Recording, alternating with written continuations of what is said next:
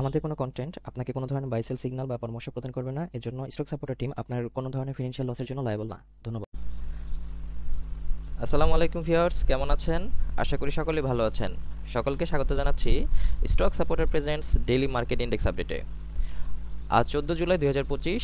আজকে market 4.60 point কমে 5161.83 এসে ক্লোজ হয়েছে, যার ভলিউম হয়েছে 22.11 করোড়, ভ্যালু 564.38 করোড় এবং ট্রেড হয়েছে 1,88,894টি। মার্কেট ট্রেন্ডে আজকে 156টি স্টক আপ ট্রেন্ডে, 76টি স্টক ডাউন ট্রেন্ডে নিউট্রালে এবং 163টি স্টক ডাউন ট্রেন্ডে আছে। মার্কেট সেন্টিমেন্ট এখনও বুলিশ। টপ স্টক গেইনার আছে ডেফোডিল কম্পিউটার্স, এরপর আছে পদ্মা লাইফ, ওয়াইপিএল, আরামেড, রোহেমটেক্স, অ্যাপেক্স স্পিন। অন্যদিকে টপ স্টক লুজারে আছে জুটি স্পিন, রিজেন্টেক্স, অ্যারামিড সিমেন্ট, সাফকো স্পিন, হামি, এনটিসি। টপ সেক্টর ওয়াই গেইনে আছে জেনারেল ইন্স্যুরেন্স সেক্টরটি, এরপরে আছে টেক্সটাইল, পরবর্তীতে আছে mutual fund. Top sector wise ভ্যালুতে আছে bank, textile, pharmaceuticals and chemicals.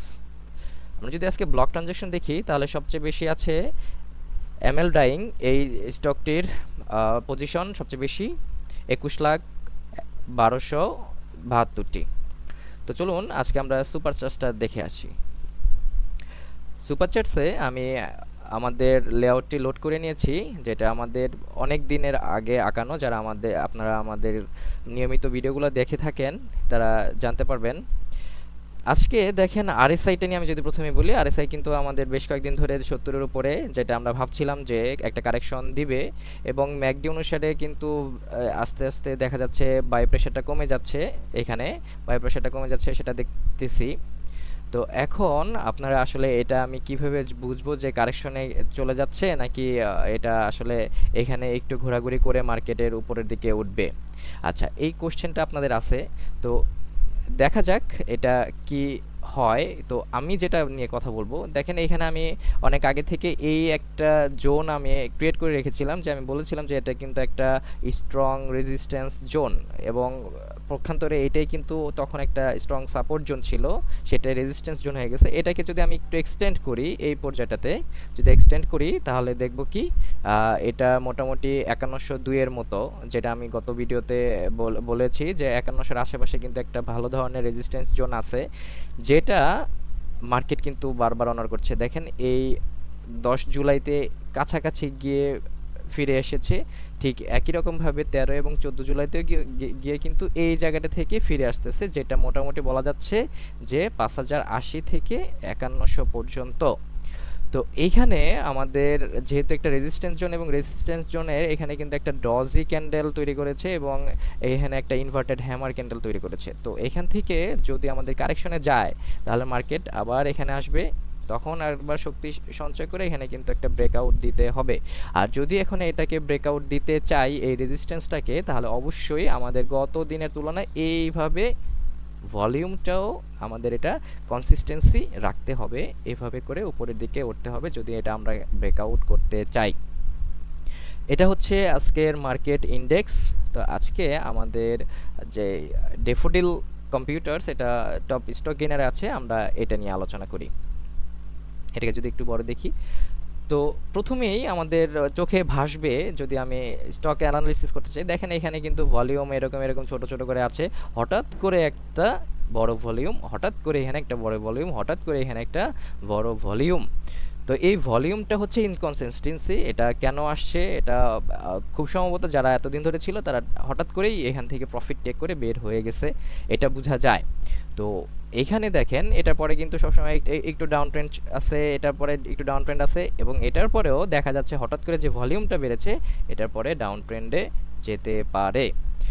এবং সেখানে আমি যদি দেখি এখানে ম্যাকডিটা একটু ভালো ধরনের একটা দেখাচ্ছে, যদিও যে বাই প্রেশারটা আছে। তো আমরা যদি একটু আঁকাআঁকি করি তাহলে কেমন হয়, আঁকাআঁকিটা যদি এখান থেকে আঁকায় আমাদের এই যে এটাতে দেখি, এবং আরেকটা যদি আঁকাই যে এখানে একটা সাপোর্ট জোন, যেটা আমাদের এখন রেজিস্ট্যান্স হিসেবে কাজ করে। দেখেন আজকে যে পয়েন্টটাতে এটা এসে মিলিত হয়েছে সেটা কিন্তু একদম সেন্টারেই কিন্তু মিলিত হয়েছে।